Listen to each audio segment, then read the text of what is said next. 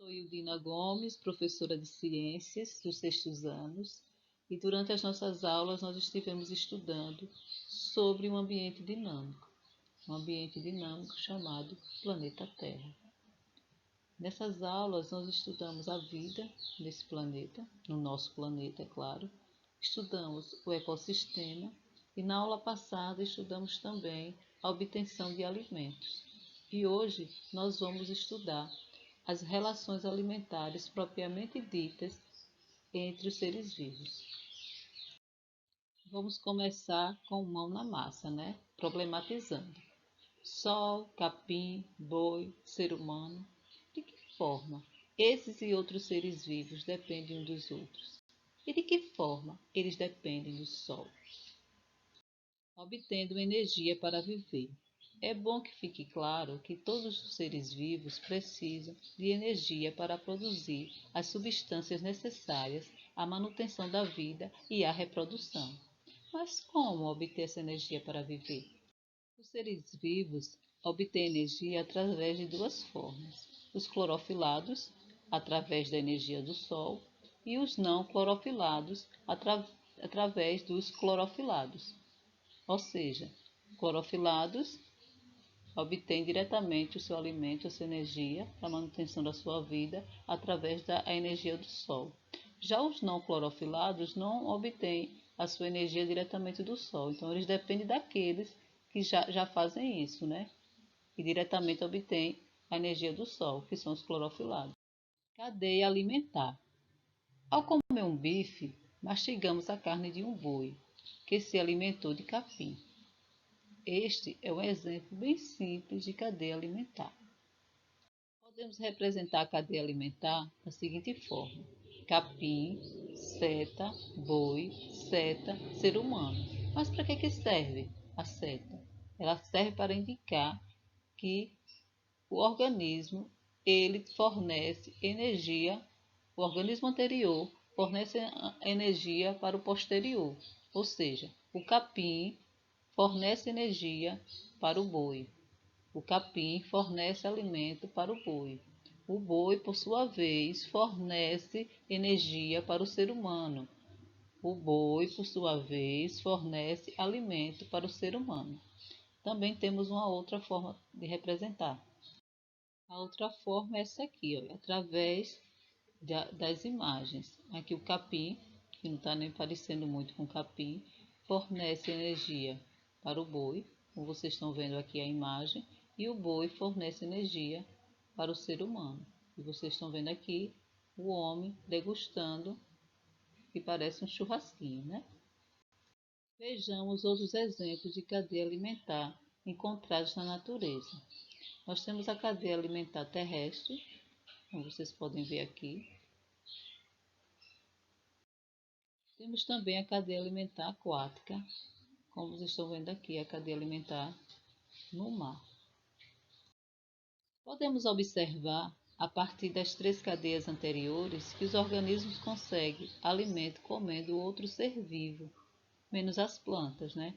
As plantas e as algas, que ficam no início das cadeias. Então, como as plantas e as algas se alimentam? As plantas e as algas não se alimentam de outros seres vivos. Elas são capazes de produzir várias substâncias que vão formar seu corpo e fazê-las crescer. Para isso, elas realizam a transformação química chamada fotossíntese. A partir da fotossíntese, as plantas retiram água e sais minerais do solo pelas raízes. Fluxo de energia em uma cadeia alimentar. Dependendo da posição em que ocupam na cadeia alimentar, os organismos podem ser classificados em: primeiro, são os produtores. Os produtores são capazes de produzir o próprio alimento e são chamados de autótrofos, seja por meio da fotossíntese ou da quimiossíntese. É o Sol que fornece, sob a forma de luz, toda a energia utilizada pelos produtores. E quando um animal come uma planta, ele utiliza essa energia que a planta armazenou. Lembra logo no início que nós falamos dos clorofilados e dos não clorofilados? Então, as plantas são os clorofilados. O segundo grupo é o grupo dos consumidores. São organismos heterótrofos. Por quê? Porque podem se alimentar diretamente dos produtores, né? E ele recebe o nome de consumidor primário.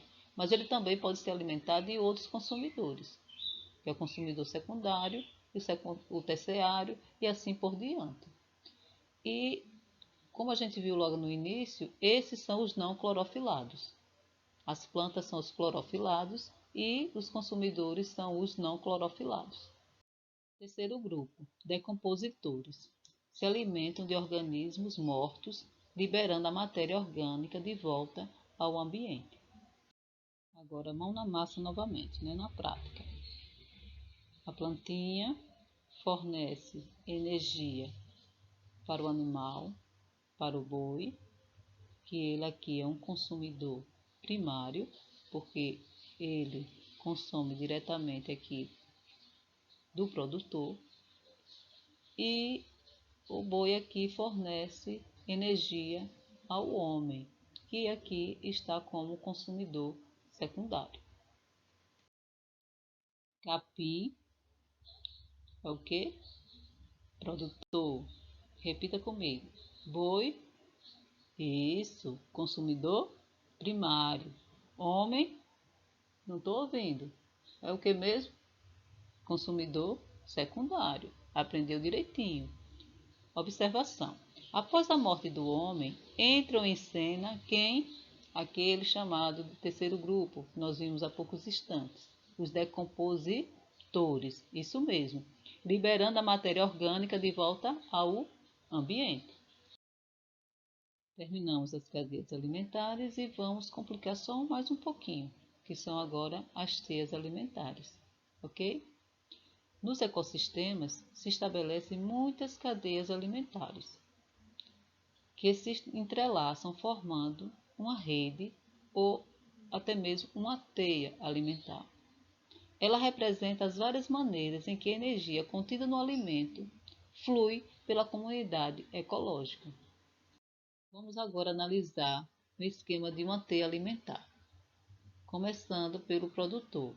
Aqui nessa teia alimentar, nós estamos vendo o que? Uma plantinha, né? Que ela é o produtor aqui. Ela fornece energia para esse animal aqui, que ele, na posição que ele se encontra, ele é consumidor, isso, muito bem, primário. Aí ele fornece o que? Energia para esse outro aqui, esse outro animal, que agora ele recebe o que? O nome de consumidor? Isso, secundário. Muito bem. Vamos agora analisar essa outra teia. A plantinha, que é produtor, né? Não esqueça, as plantas são sempre produtoras. São as bambambam do pedaço. Então aqui tem a plantinha e a plantinha faz o quê? Ela fornece energia para esse animal que recebe o nome de quê? De consumidor? Isso, primário. Aí ele parte para onde? Para cá. Ele fornece o quê? Esse aqui agora fornece energia para quem? Para esse outro animal e ele recebe o nome de consumidor? Muito bem, secundário. E agora, vamos lá. Esse animal fornece energia para essa ave aqui. Pode ser um gavião, pode ser uma águia, né? E aqui a águia, nesse momento, ela recebe o nome de consumidor? Muito bem, terciário. Vamos lá, vamos analisar agora a terceira cadeia. A plantinha novamente, e as plantas são sempre produtores, as plantas e as algas. As plantas são a análise terrestre e as águas nas cadeias aquáticas. Lembra disso, né? Então vamos lá. As plantinhas estão aqui e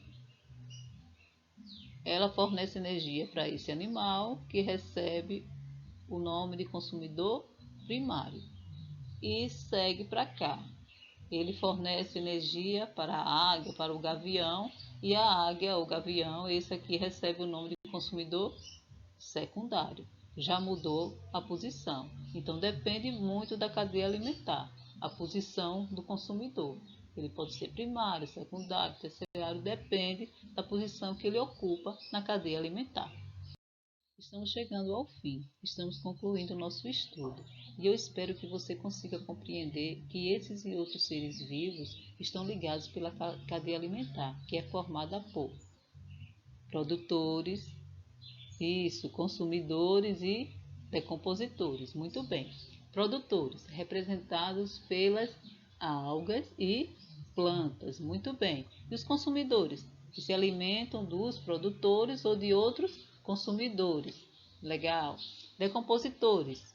Ah, bactérias e fungos. A gente ainda não tinha detalhado. Que transformam a matéria orgânica em substâncias minerais que serão assimiladas pelos produtores. A produção de alimento pelas plantas depende da energia do sol.